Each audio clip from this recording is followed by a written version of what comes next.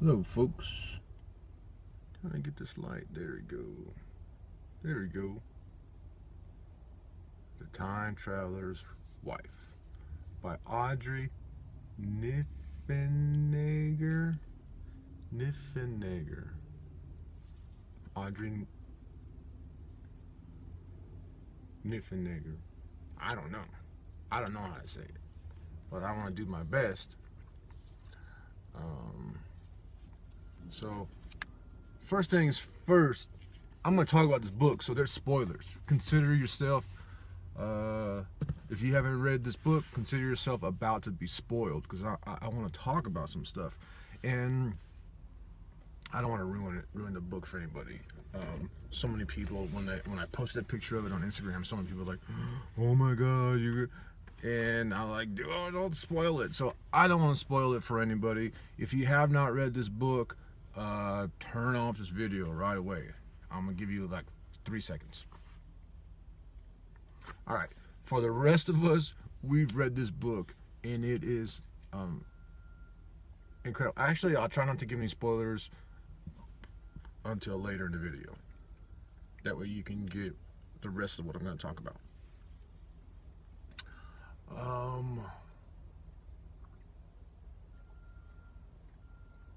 Also, I'm going to stop calling these book reviews. Maybe I'm not a good book reviewer, so I'm just going to talk about this book. I'm going to go through and excuse me, rename all of those videos of the other books and not call them reviews. Joanne Harris, the author of Chocolat, like retweeted my video and said like this coded message that I couldn't quite understand, but I had a feeling that she was not happy with my book review that I left for her book. And I went back and watched it, and it was a pretty bad book review. I mean, it was a positive book review for Chocolat because I loved it. I loved that book, and so I had positive things to say. I did have some. I did say one negative thing, but it wasn't about the story or the content. It was about me not liking to read long paragraphs. So I gave a positive review, but it was poorly done, and I don't know, because she's famous, she retweeted it, and people went to that and watched that video, and like left me some nasty comments, and they retweet. I don't know. Everyone who likes her, and I guess she said something. I guess the cryptic message was negative, so everyone who liked her supported her and kind of didn't really attack me, but they weren't really positive or necessarily nice towards me. But that's whatever. That's what happened on her review. I started talking about a different subject. Anyways, so I'm just gonna talk about it. The Time Traveler's Wife is a 500-page book. It's thick. It's heavy. I mean, if we were gonna trade books on weight, this would be a good one. This would be a good one to use as currency. And I flew through it. I was talking to somebody the other day, and she said sometimes books are like work. And yes, sometimes books are like work. You're like, here we go. But this was not one of them. You just don't want to stop reading. I like the short intervals. Like any book that I really like, it's in short intervals, short chapters, short vignettes, or vignettes as people call them. I just like reading that way. My attention span can't handle real, long.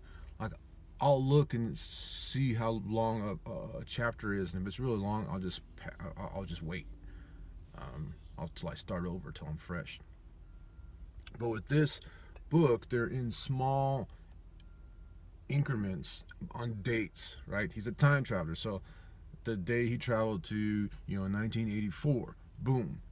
The day he traveled to 1996, boom. They just go. They just tell these short little stories when he was gone and then he came back, and that for me just keeps me going. Like, oh, I'll read one more. I'll read one more. Oh shoot, I'll read one more. These little tiny intervals, little tiny chapters, in the entire book. There's 500 pages of that. There's a few times when a section or a chapter is several pages. But most, I don't know. That's just how I'm noticing that that's what I really like about books. The other thing is she leaves you hanging. Every time leaves you hanging. Like, ooh, what does that mean? And you gotta go and you gotta keep reading and reading. So I mean, I knocked this book out in a couple of days because actually I started it. When did I start it? I started it on the road, and there were a few days where I wasn't. Oh, when I was sick. So there was a week where I had the book next to me at my brother's house, but it was just a lot easier just to put on Netflix. So I probably read. All in all, it probably took me a lot longer than a couple days. It's a big book, but still, I flew through it. 500 pages.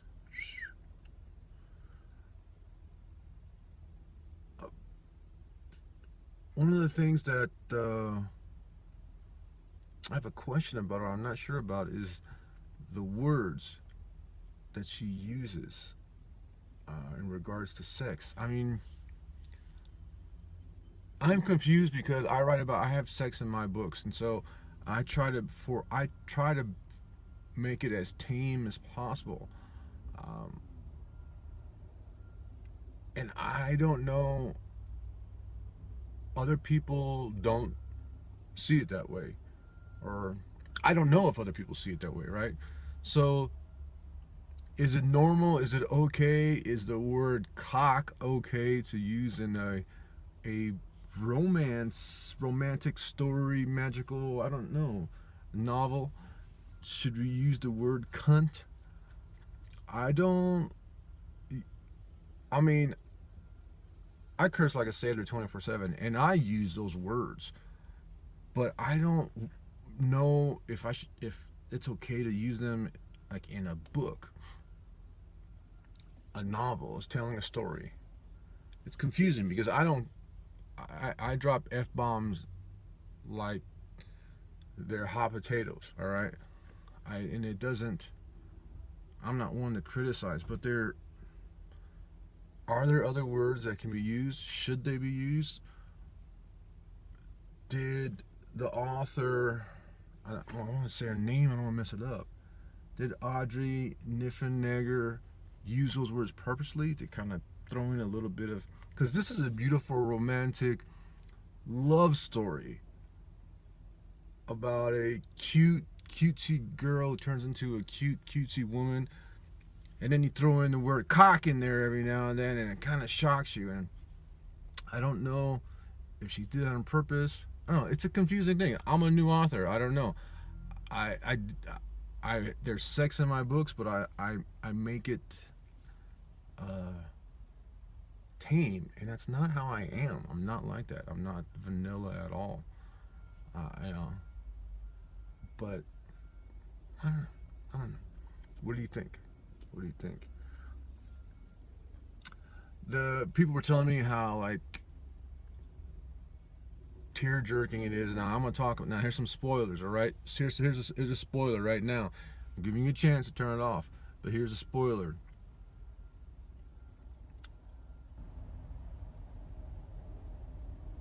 When he sees his daughter in the future,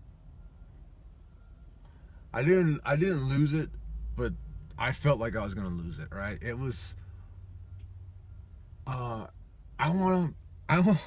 I want to be a dad. I want to have a daughter. I used to. I was in a relationship with a woman who had a little girl, and that was so much fun. And I want that again. And when I read that, I was like, oh my gosh. Now that probably wasn't the tear jerking part that other people were talking about. And I'm still, to be safe, I'm still not going to give any spoilers other than that one.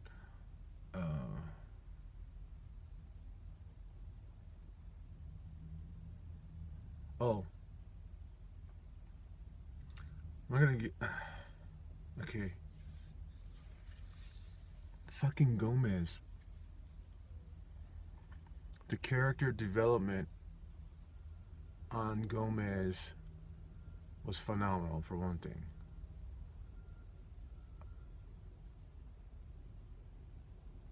You kind of can see him, you kind of love him.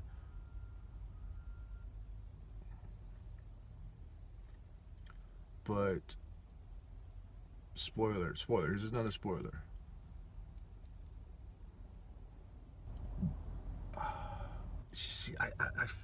Did she throw those things in there to fuck with us? I'm gonna fuck with you, reader. Bam, take that. It didn't have to have that in the story. I don't know. It didn't have to be there. Fucking Gomez. Anyways, I'm being cryptic. I still, even though I'm telling you about spoilers, I don't want to put them all out there just in case. But this is a great book, and the characters, and I thought of something.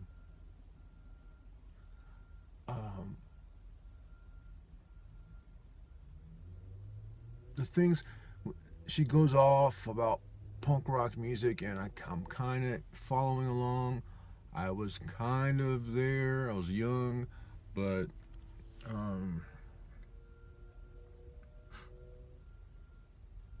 don't know. I'm trying to wonder about when you're following along and they're describing something that you don't care about. So one of them is their art making process, or I don't know if it's paper mache, but her sculptures, and you get to the point where you kind of want to skim through it. Like, I don't understand it, and I don't care. But in my book, I talk about how one of my characters, Pierre, fixed a door, and I went into description there. So are people like, I don't care how this fucker fixed a door. So I wonder if that's just something people come across in books. The descriptive process of, like, how someone made beer, and I don't care how you made beer, but the author kind of knew how to make beer, so he put those details in there, or she put those details in there. I don't know. But there wasn't too much of that, and like sometimes it was just enough. It was just enough to get through. The one lesson I could learn from reading, now this is why I read so much fiction, is to help me as a writer. So one thing that I learned about this, or from this, was dialogue assignment. I don't know the term. After you use quotes, you say, said so and so, right? Whatever that term is. Stephen King talks about it,